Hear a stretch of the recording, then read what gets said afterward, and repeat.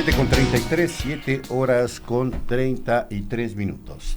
Está ya con nosotros el doctor Víctor Álvarez. Doctor Álvarez, buenos días. Gracias por estar en los estudios de Radio Pichincha Universal. Ecuador y Cuba firmaron en el año 2013 5 convenios en materia de salud que incluyeron cooperación científica, protección de servicios o prestación de servicios asistenciales, provisión de insumos, incorporación de médicos generales y especialistas. Pese a la vigencia de estos convenios, hace unos meses, el gobierno del presidente Moreno anunció la terminación de los mismos. De su lado, el Ministerio de Salud inició un proceso de selección para llenar estas vacantes. ¿Cómo está este proceso? ¿Ya se han completado estas vacantes? ¿Cómo está esto, doctor? Buenos días. Muy buenos días. Bueno, tenemos que aclarar la situación. Nosotros como Colegio Médico y Federación Médica del Ecuador habíamos sido críticos de ese convenio. El convenio en un inicio tenía un espíritu que lo podríamos decir aceptable, pero se fue convirtiendo y perdiendo todo ese espíritu. Ya los médicos no iban a las zonas rurales, no se trabajaba en la situación de prevención, promoción, sino que se empezaron a cubrir plazas de médicos ecuatorianos con los médicos cubanos. El problema no es ese, el problema es que el médico cubano no cumplía con los requisitos que marca la ley. Ellos venían amparados en ese convenio con situaciones especiales, incluso hasta con un estatus diplomático. Ellos no estaban amparados por la ley del Ecuador, por las leyes ecuatorianas. En caso de una mala práctica médica, ellos tenían que responder no con las leyes ecuatorianas, sino con las leyes cubanas, y eso fue uno de los primeros puntos en los que nosotros habíamos rechazado, porque no había un control de calidad. Ellos no presentaban el título en el CENESID, no era reconocido, no cumplían con todos los requisitos que cumplimos los médicos ecuatorianos: hacer la rural, inscribir el título, incluso los médicos jóvenes a partir de 2014 dar el examen de acreditación en el CASES. Entonces todas esas cosas hicieron que nosotros vayamos solicitando que exista primero una transparencia en ese sentido, que se nos indique si los médicos tienen las capacidades, porque en los hospitales veíamos cosas muy diferentes. En realidad sí hay médicos cubanos que tienen una buena experiencia, pero es la minoría. El resto venía incluso a asimilar a la experiencia que tenemos nosotros. Y en la situación de intercambio de tecnología, obviamente la tecnología ecuatoriana es mucho más superior a la cubana. En lo que Cuba tiene un buen proceso es en la medicina preventiva, en el proceso de prevención y promoción de la salud, que en este momento en el país es la debilidad del sistema de salud. Pero en el balance, la presencia de los médicos cubanos, ¿cómo debe ser analizada? Debe ser analizada en el sentido en que si es que eso colaboró en la situación de mejorar la capacidad, no solamente de venir a dar atención, sino mejorar la capacidad del médico ecuatoriano. No pasó eso. Como le digo, fuimos testigos en las unidades hospitalarias en las que nosotros formábamos a los médicos cubanos. El objetivo era que médicos que vengan a formar a médicos ecuatorianos. Y esa es la situación. Médico extranjero que viene aquí es un médico que tiene que formar. Tiene que ser lo que en ese tiempo se llamaba el Prometeo. Y no lo ocurrió. Mire en la convocatoria que se hace, en las plazas que se habla, solo existen 4 médicos familiares.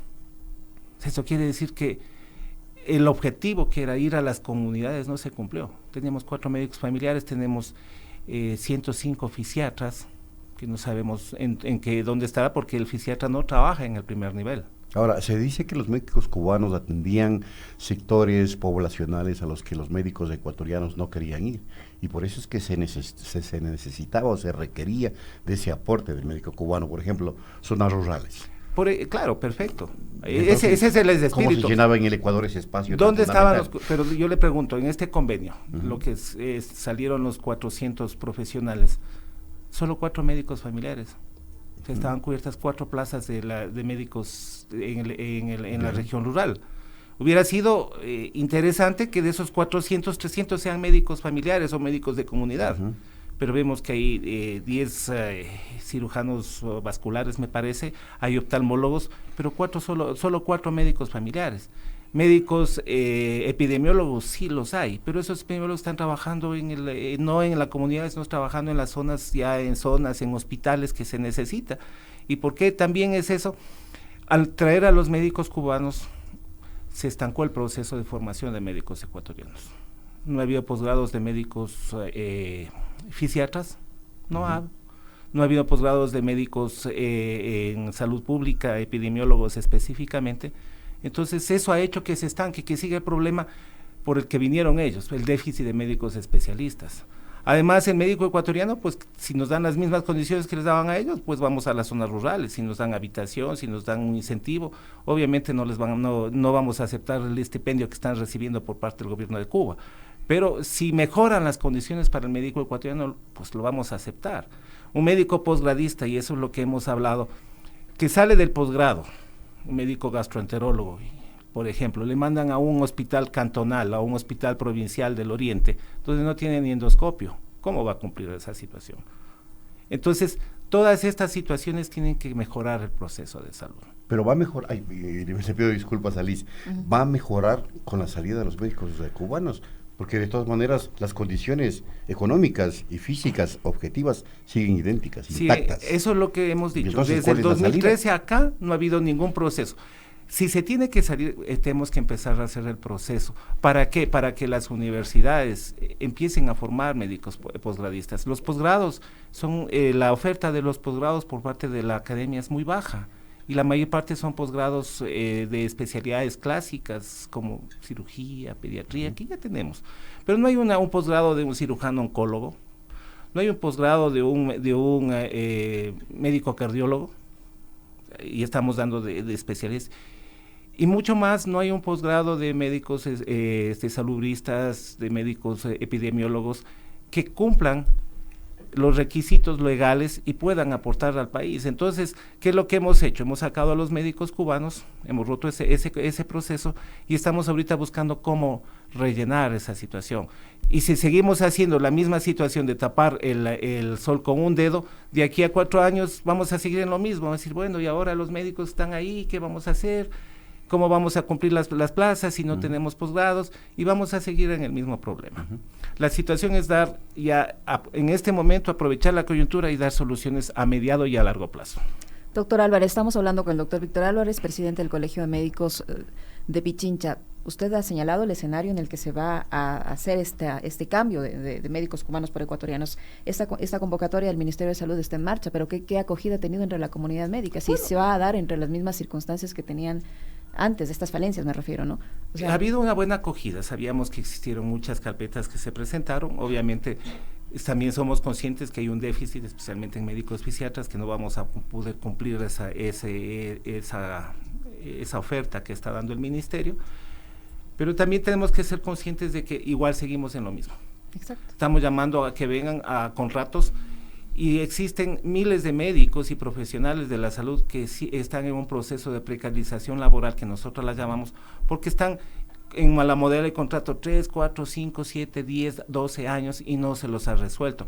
También debe haber una convocatoria a concursos, también tiene que darse el derecho a los médicos ecuatorianos para que tengan una estabilidad en el trabajo, y si le dan eso, pues perfecto, eso es lo que queremos, porque no es lo mismo que un médico que tiene un prestigio, que tiene una formación, tiene experiencia, va al sector público y le dicen, usted va a venir de contrato, y en el contrato usted no tiene todas las garantías y los derechos que que ofrece la Ley Orgánica del Servicio Público, porque usted no es ganador de concurso, no es miembro de la carrera administrativa.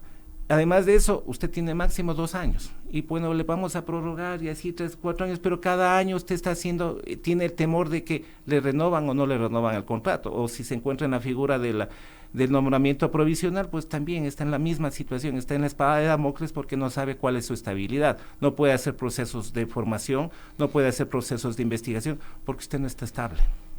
Ahora, la realidad nacional en el sector salud es compleja, no es que se haya incrementado el presupuesto, más bien se han despedido, exacto, se han despedido trabajadores del sector salud, no sé si profesionales precisamente, pero la situación se torna crítica, se ha bajado el presupuesto de salud. Enfrentar esta situación con la realidad esta que usted está planteando, en términos de cubrir los espacios que dejan los médicos cubanos, ¿se tornaría más compleja o no? No tanto, porque los médicos cubanos tenían ya una partida en ese sentido, que se la puede utilizar. El problema sí, Desde el año pasado nosotros hemos sido críticos y hemos manifestado nuestro rechazo a la disminución del presupuesto de la salud. Pusieron un montón le maquillaron diciendo que no había disminución, pero en la práctica sí hubo una buena disminución. Los despidos sí. No existen todavía muchos despidos en los profesionales de la salud, específicamente en los médicos, pero sí tenemos un problema.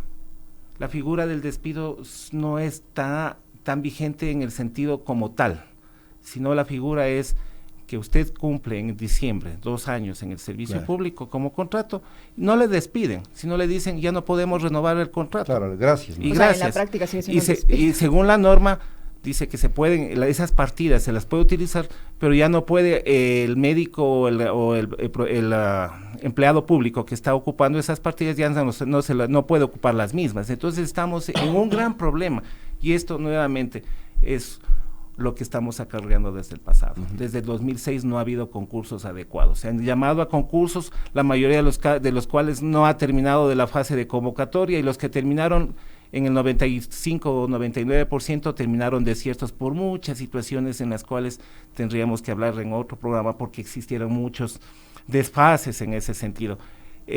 Pruebas que incluso nosotros las hemos llevado hacia el extranjero y nos han dicho que son pruebas pero de un nivel elevadísimo.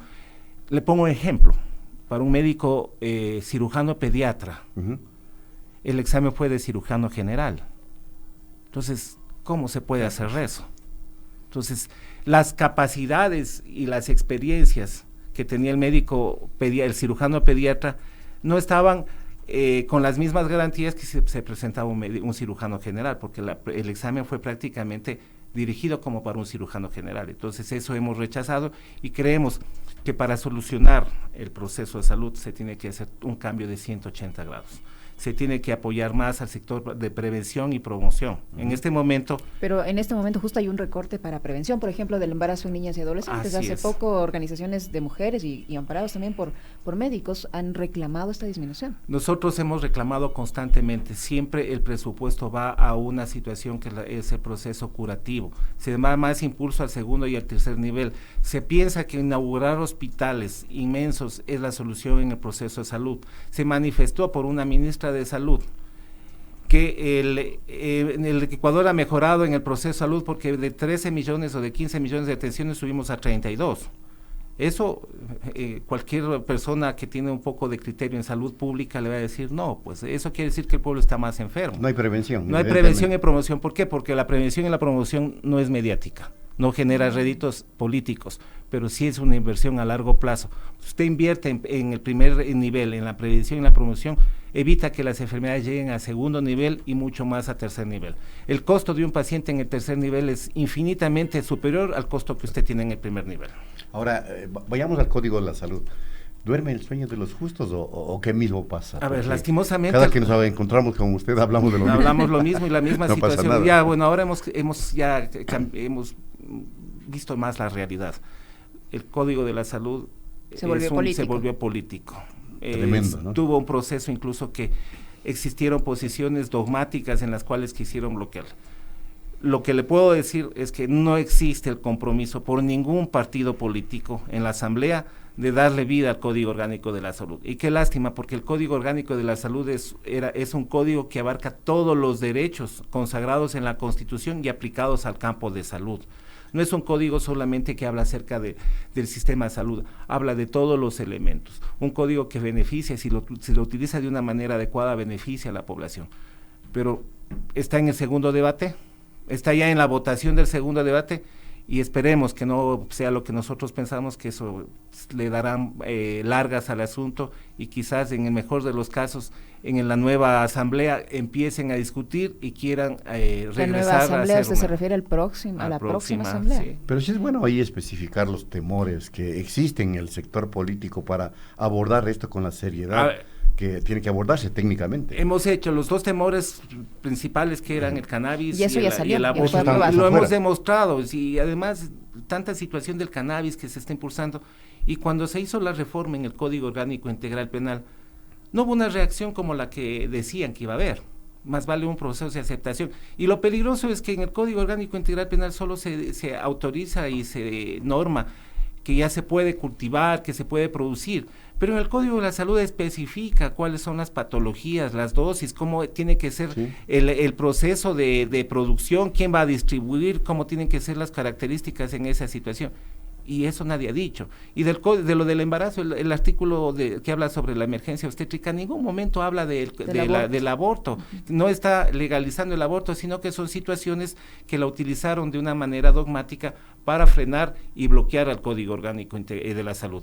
Además, posiciones políticas de cierta bancada que en el último, que ya se tenían los votos y que puso un chantaje en que dijo, si ustedes votan a favor de tal persona, nosotros vamos a favor del Código Orgánico de la Salud.